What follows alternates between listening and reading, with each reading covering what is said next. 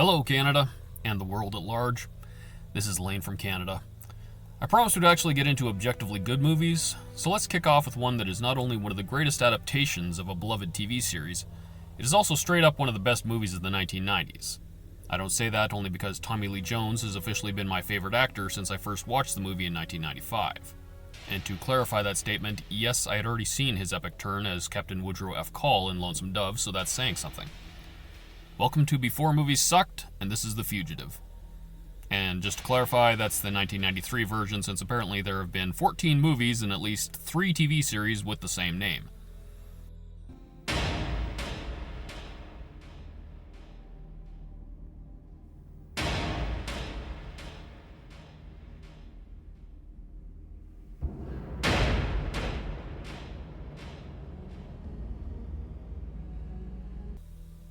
I've already talked about how much I miss opening credits, so I'll keep this one short. This is just about the coolest intro I've ever seen. It's not the most emotionally stirring, it's not the most epic musical score, it's just straight cool. We open in Chicago, which honestly seems like an ominous start already. It's a trap! But I hear the pizza's great, albeit inverted or something like that. Alright, we're in a murder.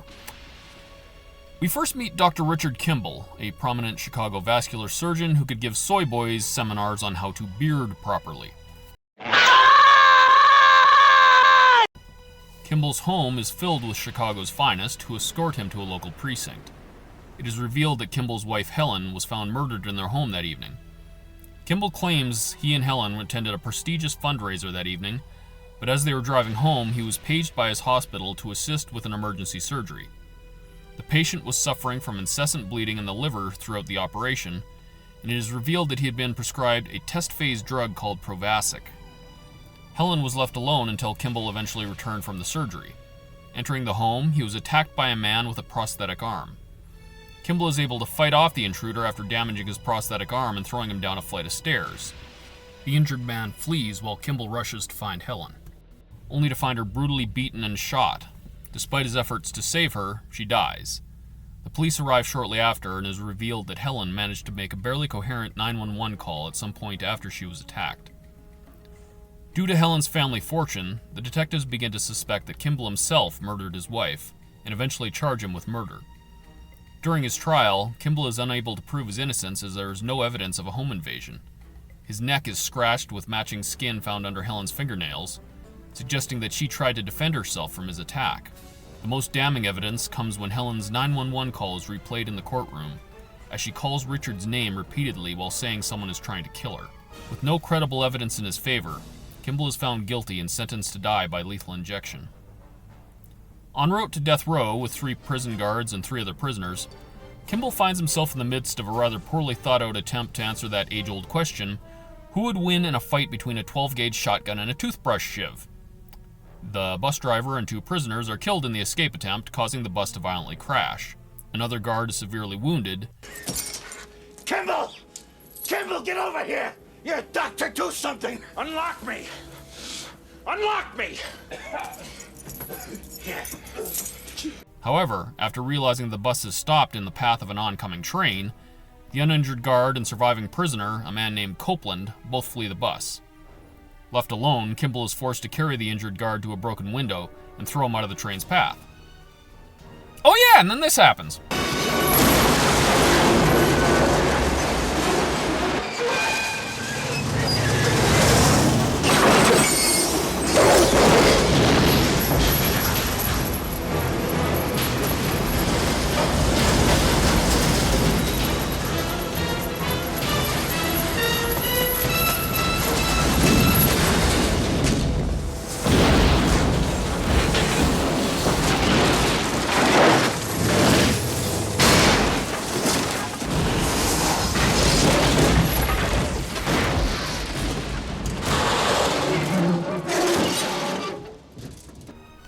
People wonder why I don't give a rat's crap about the Fast and Furious movies. With the guards' keys, Kimball and Copeland manage to uncuff each other and separately flee into the Illinois woods. Local police quickly swarm to the area and, hey, that's Nick Searcy! A mighty fine morning to you, ma'am. And to you. Is your husband at home?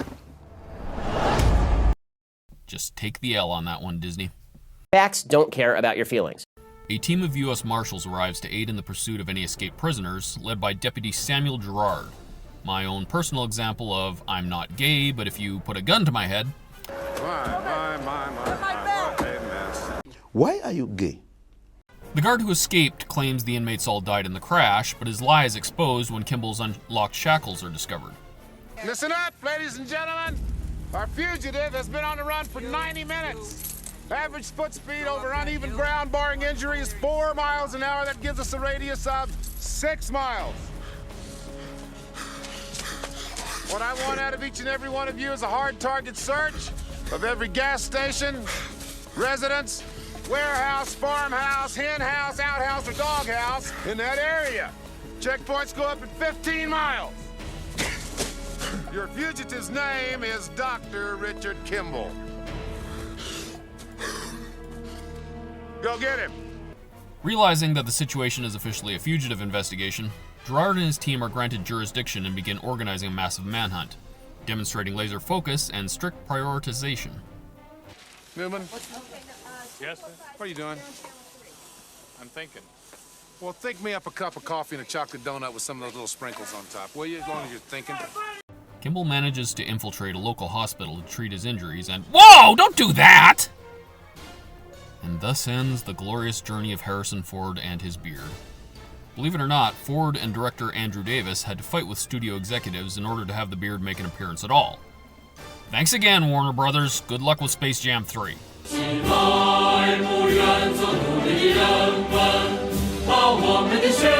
Leaving the hospital disguised as a doctor, which technically isn't a disguise so long as the Illinois Medical Licensing Board hasn't gotten around to revoking him yet, Kimball sees the injured bus guard arriving by ambulance. The delirious guard recognizes him, but Kimball is able to distract the paramedics by posing as a local physician, and then secretly steals their ambulance. Gerard's team hears the report of the guard sighting Kimball and the missing ambulance. They give chase in a helicopter with local law enforcement on the ground, eventually trapping him in a viaduct over a dam. However, Kimball escapes into the storm drains with Gerard close behind.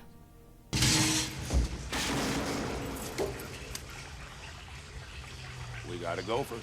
Oh yeah, and then this happens.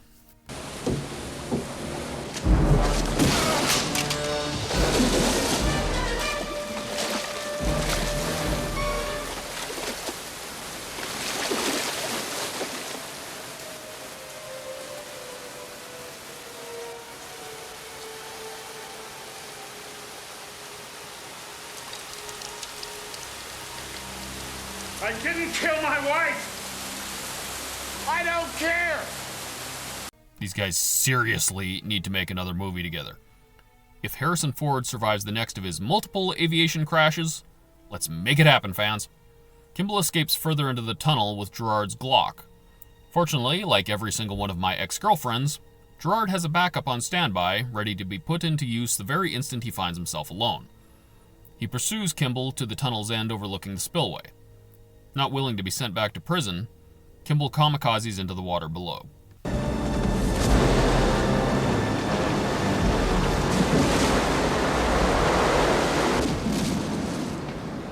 Miraculously, Kimball survives and is able to evade further pursuit as the bloodhounds are thrown off his scent by that belching chimney fire that Gerard calls a cigar.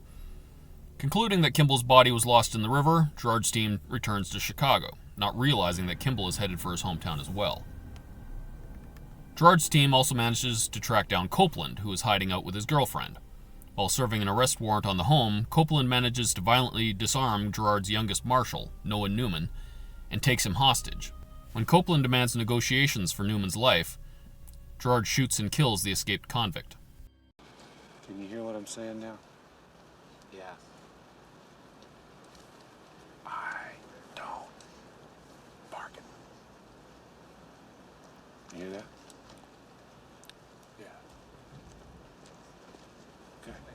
Needing help and resources, Kimball attempts to call his lawyer, not realizing that Gerard has subpoenaed phone taps for the associates he is most likely to contact. The recorded conversation eventually reveals to the marshals that Kimball is in Chicago, reopening the manhunt for him. Son of a... Their boy came home.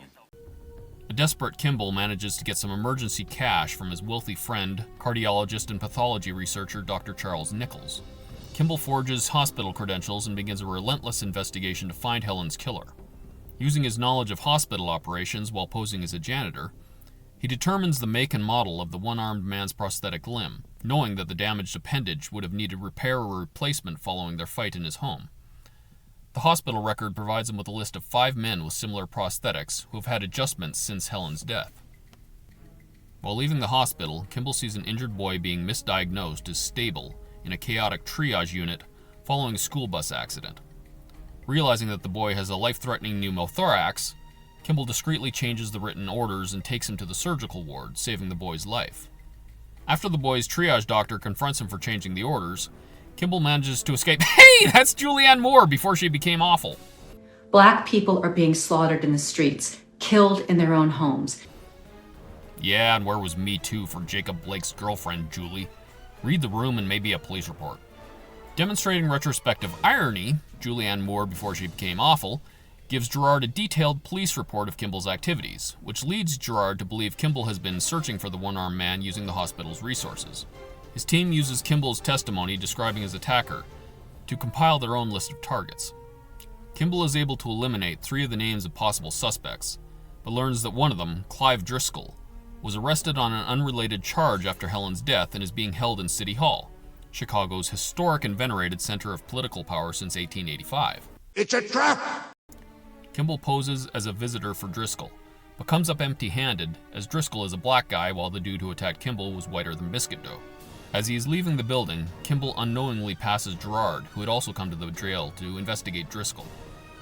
Gerard then throws a good bit of his built-up credibility out the window by stealthily utilizing this time-honored suspect apprehension technique. Richard!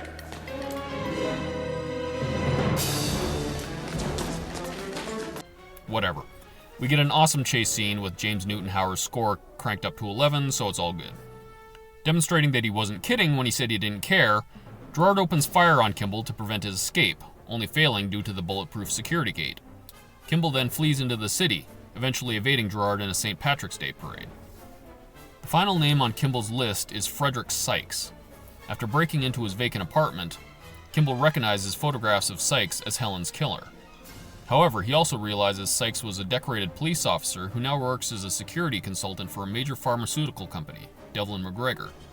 From the evidence in Sykes' apartment, Kimball realizes that he was the intended murder target, not Helen. The patient Kimball had operated on the night of the murder had suffered severe liver damage after taking Provasic, a drug that was intended to remove arterial plaque, theoretically reducing the likelihood of heart attack and stroke. The groundbreaking drug, which Devlin McGregor had co-developed with Kimball's own hospital, is worth billions in therapeutic and preventative medical care. Kimball's protocol reports on the test phase drug, if published, could have sent the entire project Back to formula. as it is being vigorously promoted as having 0 side effects. Hypovolemic shock due to acute anticoagulant bleeding into the liver bed is kind of the opposite of that. Kimball realizes he is close to unraveling the mystery, but must share his evidence with the police in order to prove his innocence. Oh yeah, then this happens. Do you remember what I told you in the tunnel? Yeah, I remember, well, it was noisy. I think you said something like, you didn't kill your wife. Remember what you told me? I remember you were pointing my gun at me. You said, I don't care. Yeah, Richard, that's right. I don't care. I'm not trying to solve a puzzle here. Well, I am trying to solve a puzzle, and I just found a big piece. Richard? Richard? Kimball intentionally leaves the phone off the hook, allowing Gerard to complete the trace and find Sykes' apartment. Gerard's team finds the evidence Kimball left for them, and Gerard questions Sykes, who purports to have a solid alibi for the night of the murder, claiming that he was on a business trip in another city, which has been verified by numerous witnesses. However, his answers are unconvincing, leaving Gerard more suspicious of him. Kimball calls Dr. Nichols, asking for access to liver tissue samples from Kimball's protocol reports. Nichols agrees, and Kimball analyzes the tissue samples with that lady who everyone says was funny in Glee, but was really only funny in The Marvelous Mrs. Maisel. Seasons 1 through 4, worth watching. Kimball's analysis shows that all of the damaged tissue samples he had submitted in his reports had been replaced with samples from healthy livers, and in fact, they all came from the same liver, Finally having concrete evidence of fraud, Kimball realizes that only Nichols had the necessary access to forge the results, and his friend was the one who arranged Helen's murder. Kimball leaves for the Chicago Hilton Hotel to confront Nichols. Meanwhile, Gerard comes to the same conclusion, realizing that Nichols had borrowed Kimball's car on the night of the murder and called Sykes from Kimball's car phone at a time when Kimball was confirmed to have still been at the fundraiser. This gave Nichols access to Kimball's house keys, which he used to let Sykes into the house, bypassing their sophisticated security system, before Helen and Richard returned. The plan was for Sykes to murder Kimball and make it look like a botched robbery, but Sykes instead killed Helen when she unexpectedly returned home alone. The emergency surgery Kimball was paged in for likely saved his life. Knowing that Kimball will inevitably discover his complicitousness, first time using that word, Nichols contacts Sykes and tells him where Kimball is. Sykes tracks Kimball to the hospital and follows him onto the L train, where the two men find themselves face to face. Sykes attempts to force Kimball to exit the train at gunpoint, but they are interrupted by the janitor from Scrubs, who Sykes shoots and kills. An enraged Kimball is able to brutally beat Sykes into submission and leaves him handcuffed for the police to find. However, in the confusion, the police believe that Kimball killed the officer, which leads the Chicago Police Department to issue orders for him to be shot on sight. Kimball arrives at the hotel where Nichols is the keynote speaker at a cardiology convention, giving a speech praising the efficacy of Provasic. Gerard arrives shortly afterward, knowing that his only chance to save Kimball is to apprehend him before the CPD does. Kimball confronts Nichols, which erupts into a one-sided fight usually reserved for Steven Seagal movies.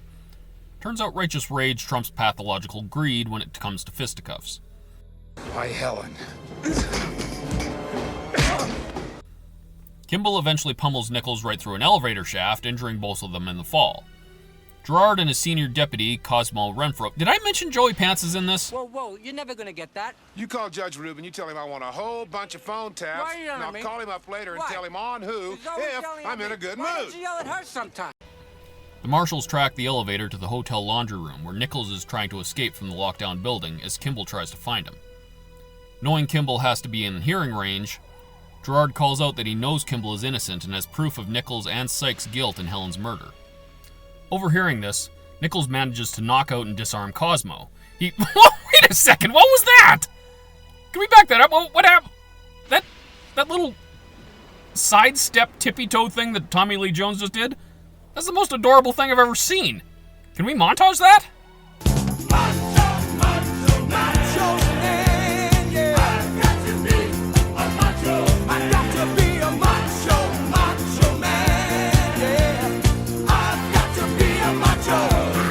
Nichols manages to knock out and disarm Cosmo. He attempts to murder Gerard, but Kimball saves the marshal at the last second. Holy, that's gonna leave a mark! Thank goodness for random, heavy iron bars just lying around on the floor in luxury hotels. Chicago, what can I say? It's a trap! I still kinda want to visit. That pizza ain't going away. Leading a secured Kimball safely through the army of police officers, Gerard promptly uncuffs him once they are safely in his car. Thought you didn't care. I don't. Don't tell anybody, okay?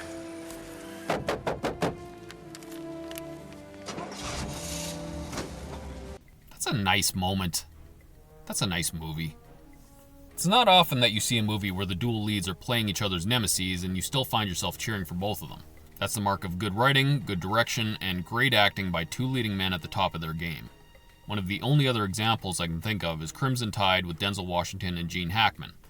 And even that one, although a great movie, didn't pull off the balancing act as well as The Fugitive. The few brief moments in the film where Kimball and Gerard actually interact with one another are insanely memorable and the highlights of the movie.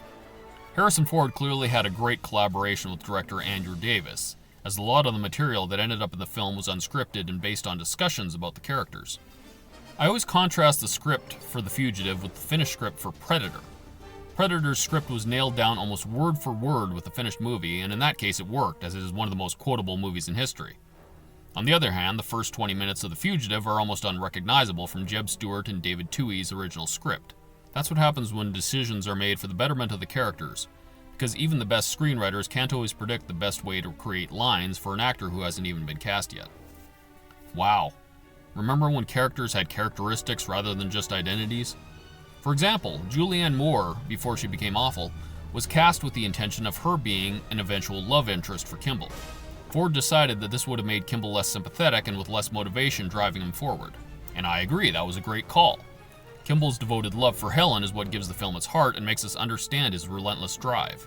Even a vague side plot indicating the possibility of him finding love with Julianne Moore before she became awful, at some time in the distant future, would have diminished Kimball's character significantly. While praise for this film can be thrown at a lot of people, including composer James Newton Howard for one of his better scores, it really came down to the director on this one.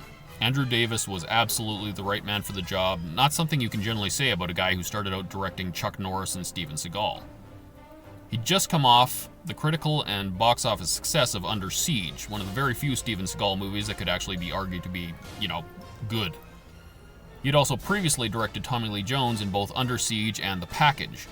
Basically, he'd established himself as a competent and respected action director, but nothing he directed before or since has come close to the acclaim The Fugitive received. With nominations for 7 Academy Awards, including Best Picture and Best Original Score, the film also netted Tommy Lee Jones his second nomination for Best Supporting Actor, which he eventually won. The Fugitive was also a major box office hit and Andrew Davis' highest-grossing movie by far, eclipsing even Under Siege by taking in almost $370 million against a budget of $44 million. These were the days when even Jurassic Park couldn't break $1 billion in its first theatrical run, and that was basically the biggest movie ever at the time, so for a film to profit well over $300 million was a huge success. Hey! Do you guys remember when Oscar-nominated Best Picture movies actually made bank at the box office? I'll give you a hint. The last time a top-grossing major studio film won Best Picture was The Return of the King back in 2003. Since then, the Oscar has generally gone to the art house or the film with enough tick boxes. Hey, do you guys remember the Oscars at all? Yeah, me neither. But there was a time. Back in 1995, over 46 million people watched the Oscars in the United States alone, as this was a time when we looked up in awe at the lavish lifestyle of the Hollywood movie stars and longed to one day join their celebrated ranks. We wanted the tuxedos and the champagne. We wanted the world that they had. Now contrast that with the absolutely insufferable Oscar ceremony in 2021, after more than a year of everyone in the world being told by Hollywood that we were evil, violent murder condoners for committing such atrocities as talking, not talking, supporting the police, defending our homes and lives, being white, or refusing to kneel in the streets for domestic terrorists.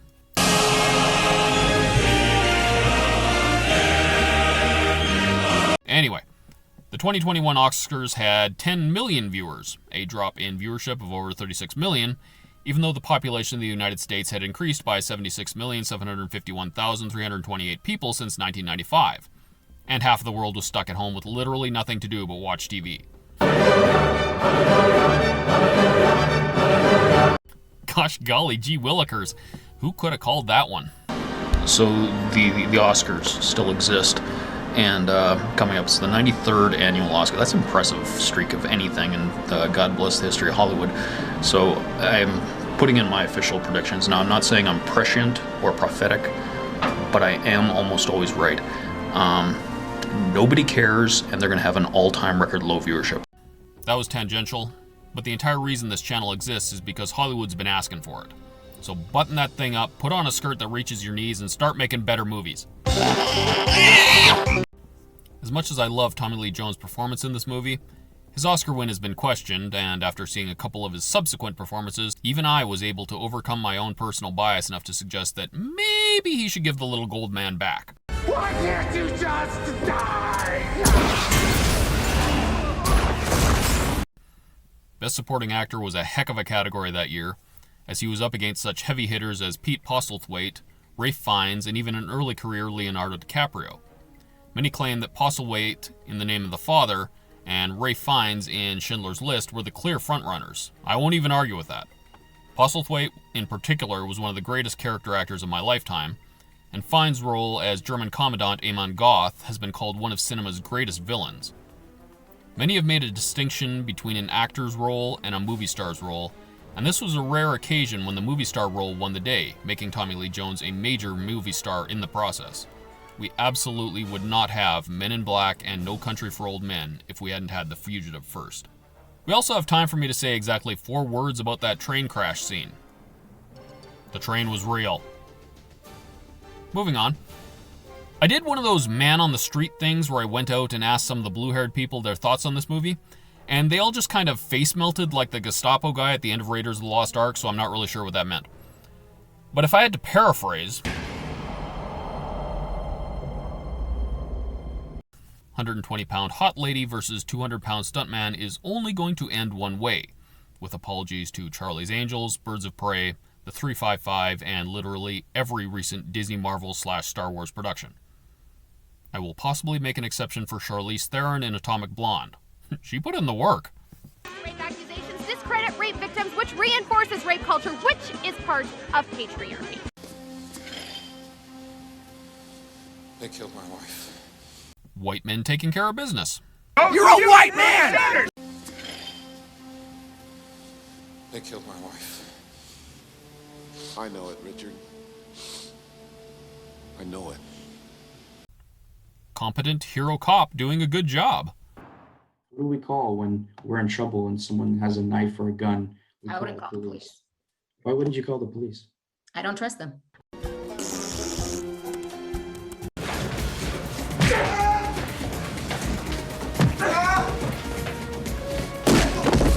Ableism.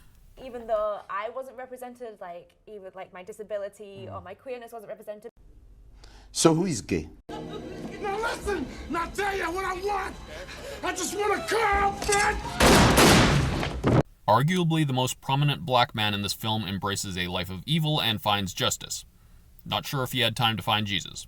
Black people can't be racist. Shut up. White man confidently demonstrates agency in an argument with a woman of color. Get out! We're at this door! No! Shut up. Some women just need that. Down with the patriarchy. Shut up. I don't have another problematic listing, I just wanted to play it again. Shut up. Shut up. Shut up. Shut up. Shut up. Shut up. Shut up. Shut up. If you want to watch a sequel to The Fugitive, you've actually got two choices. You can watch 1998's U.S. Marshals, which was really more of a spin-off for Gerard's team. It wasn't very well received, but it's held up pretty good as a 90s action movie. And I've also got a soft spot for director Stuart Baird's films. I don't care how many nerds get mad at me for saying this, the only good Star Trek TNG movie was Stuart Baird's Star Trek Nemesis. Even as a Romulan, Dina Meyer is still hotter than the last worker who came running out of Chernobyl. The lesser-known option is 1996's Chain Reaction, also directed by Andrew Davis, and starring Keanu Reeves and Morgan Freeman. It was actually developed as a sequel to The Fugitive, but neither Harrison Ford nor Tommy Lee Jones were interested in the script. The story was retooled to include new characters, but the similarities to The Fugitive can clearly be seen, particularly the Chicago setting, and Fred Ward's FBI character and his entourage of agents, who are clearly just name-swap versions of Gerard and his marshals. Both movies are fun enough to munch some popcorn to, but The Fugitive is always going to be the beacon of the bunch. Having a man motivated by the death of a loved one, particularly the woman he loves, is one of the oldest tropes in film or even literature, and it is one of the first that the blue-haired people fought hard to remove. Historically, the chief responsibility of a man is to be a protector and provider for his wife and children, and it is a responsibility that a great cinematic hero prioritizes above all others. When he loses what he loves most, it's not just revenge that he's seeking. He has failed his ultimate responsibility as a man, and he can never get that back. Kimball is not just desperate to save his own life from a death sentence. Early in the film, the police think he's dead, and he's more than intelligent enough to just slip away and start a new life. Running away is the easiest solution for him, especially when the entire justice system has already failed him. He's not just up against a one-armed man and a team of marshals. By returning to Chicago, he is putting himself on the front lines, where everyone knows his name and everyone knows where he might go next. The only reason he would risk that is because his love for Helen is beyond all reason. Finding justice for her is now the only responsibility he has left as a man. That's not toxic. That's nothing but pure devotion. Because love is a more powerful driving force than fear. It's more powerful than justice. It's more powerful than freedom. Love is more powerful than courage. And that is why love is what drives a real hero. Anyway, should Christ tarry, I'll see you in the next video. Jesus loves you. Vote Lane for King of Canada. Beating the ever-loving green and viscous camel cut out of a disabled guy is okay under certain circumstances. And let's make movies great again.